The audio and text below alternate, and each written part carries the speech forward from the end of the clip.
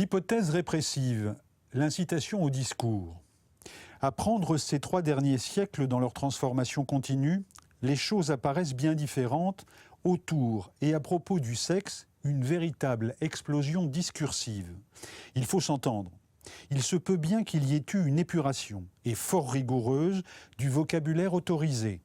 Il se peut bien qu'on ait codifié toute une rhétorique de l'allusion et de la métaphore.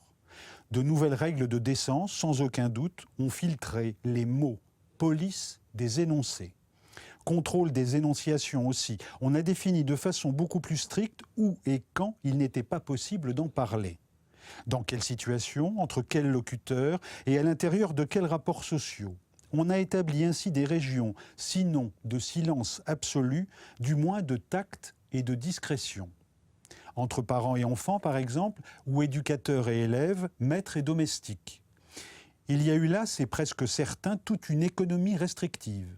Elle s'intègre à cette politique de la langue et de la parole, spontanée pour une part, concertée pour une autre, qui a accompagné les redistributions sociales de l'âge classique. En revanche, au niveau des discours et de leur domaine, le phénomène est presque inverse. Sur le sexe, les discours, des discours spécifiques, différents à la fois par leur forme et leur objet, n'ont pas cessé de proliférer. Une fermentation discursive qui s'est accélérée depuis le XVIIIe siècle.